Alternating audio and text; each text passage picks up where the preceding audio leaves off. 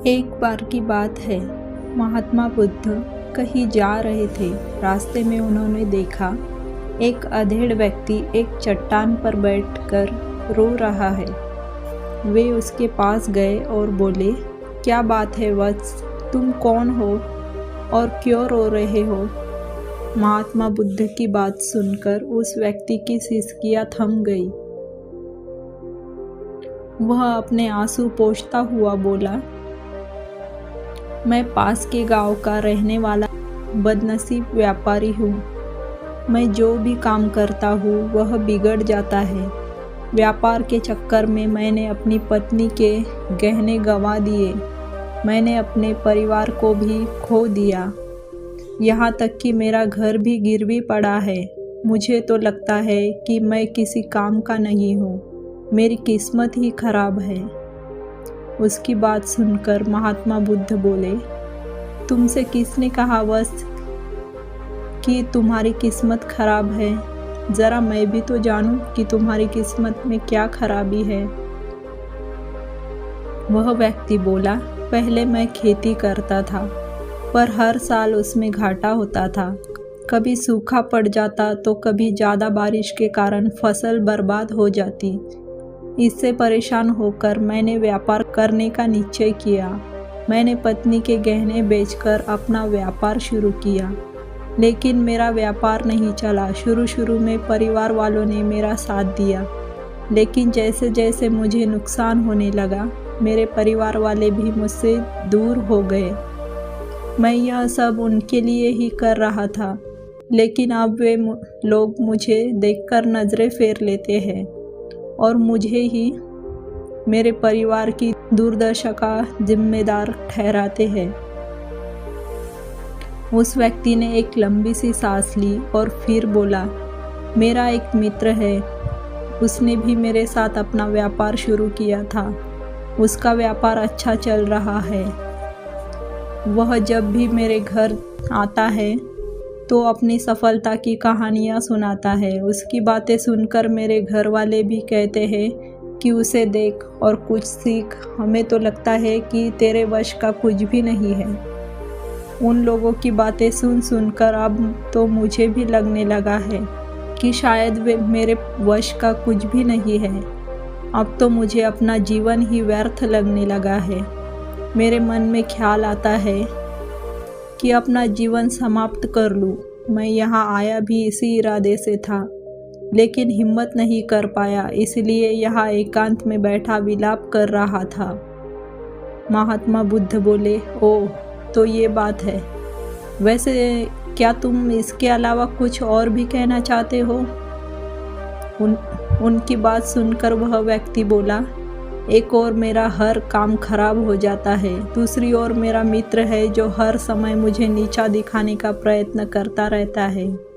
मुझे समझ में ही नहीं आता है कि मैं क्या करूं। महात्मा बुद्ध बोले, क्या तुम अपने मित्र की बातें सुनकर दुखी हो जाते हो? हाँ, मैं उसकी बातें सुनकर स्वयं दुखी हो जाता हूँ, उस व्यक्ति ने जवाब दिया। महात्मा बुद्ध ने पूछा, तुम्हें किस बात का दुख होता है? अपने असफल होने का या फिर मित्र के सफल होने का? उनका सवाल सुनकर वह व्यक्ति एक पल के लिए सोच में पड़ गया। फिर वह बोला, अगर सच कहूँ तो मुझे अपने असफल होने का उतना दुख नहीं होता है जितना कि मेरे मित्र के सफल होने का होता है। अर्थात यदि तुम्हारा मित्र असफल हो जाए तो तुम्हें खुशी होगी? बुद्ध ने पूछा।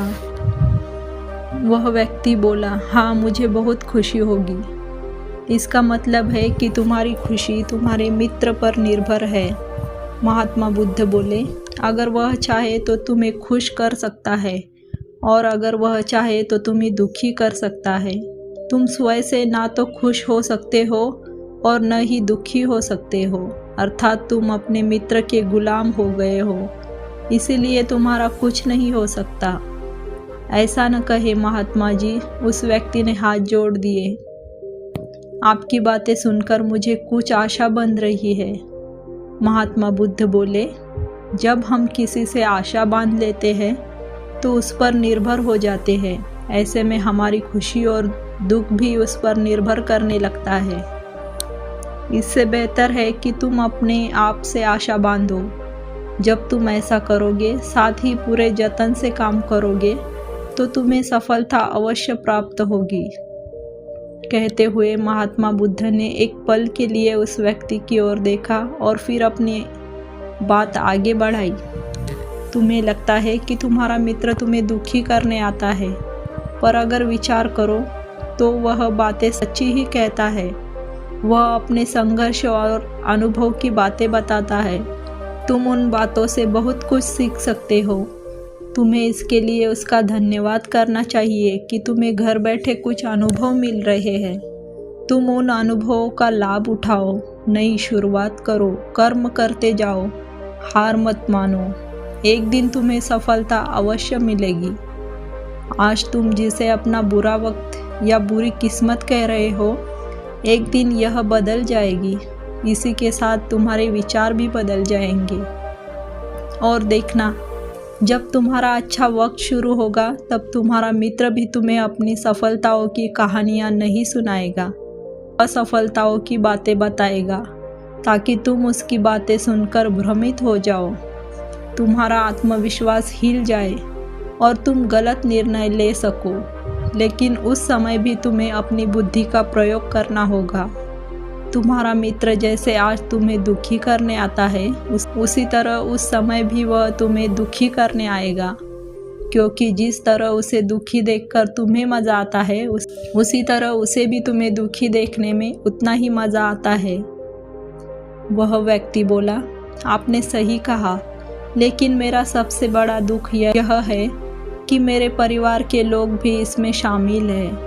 वास्तव में मैं तो अपने परिवार के लिए अच्छा करना चाहता था, लेकिन वे लोग भी मेरी बात नहीं समझते हैं। वे मुझे गलत कहते हैं और अब तो वो मेरे साथ भी नहीं है।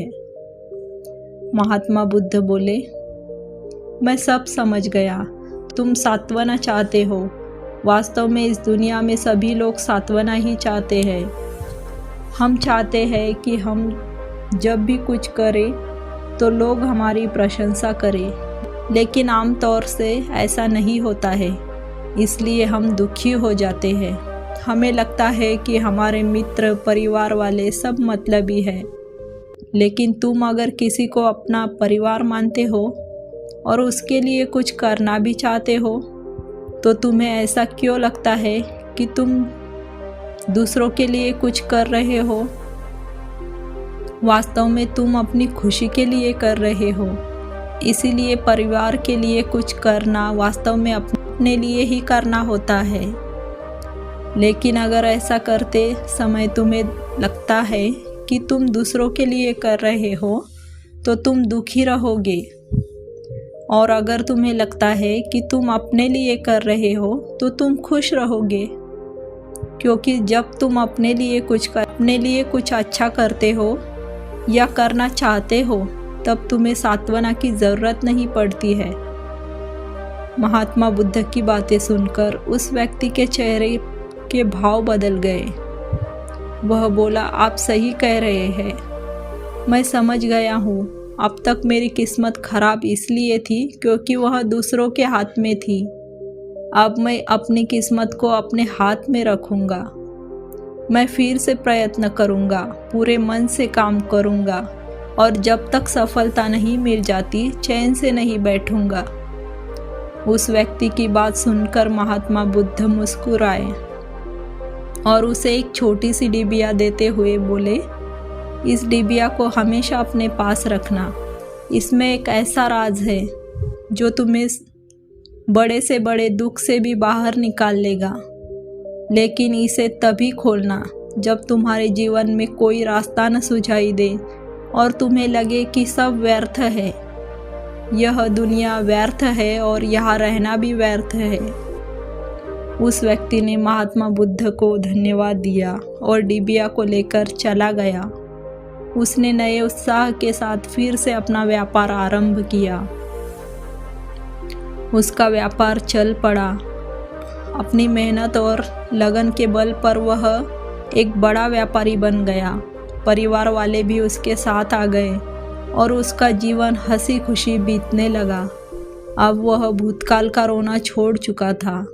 वह भविष्यकाल की भी चिंता नहीं करता था, बस अपने वर्तमान को संवारने में लगा रहता था।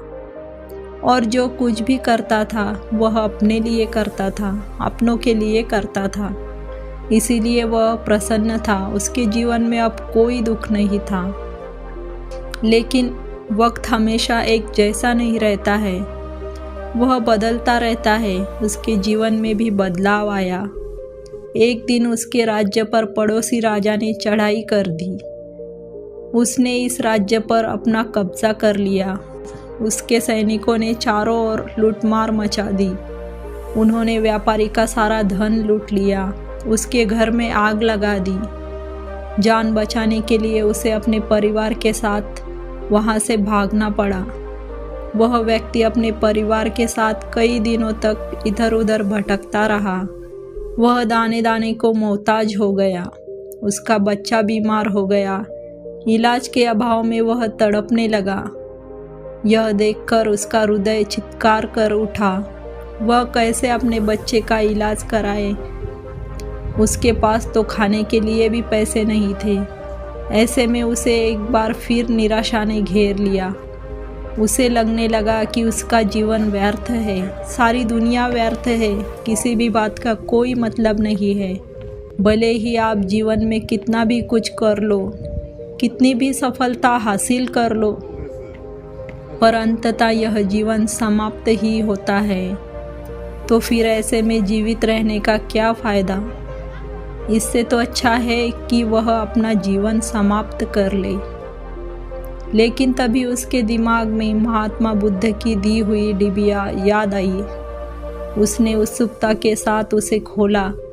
डिबिया के भीतर एक पर्ची रखी हुई थी। पर्ची पर कुछ लिखा हुआ था।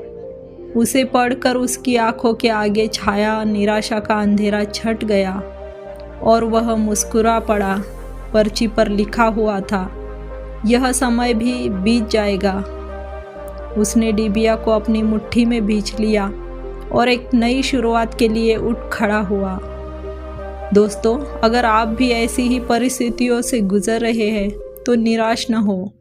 अपने अतीत पर शोक मत करें, न ही भविष्य की चिंता करें। अपने वर्तमान को जिए और उसे बेहतर बनाने के लिए सच्चे मन से प्रयत्न करें। यकीन जाने जल्द ही आपकी किस्मत भी बदलने वाली है। सो फ्रेंड्स, अगर आपको यह कहानी अच्छी लगती है तो please like, share and subscribe to channel.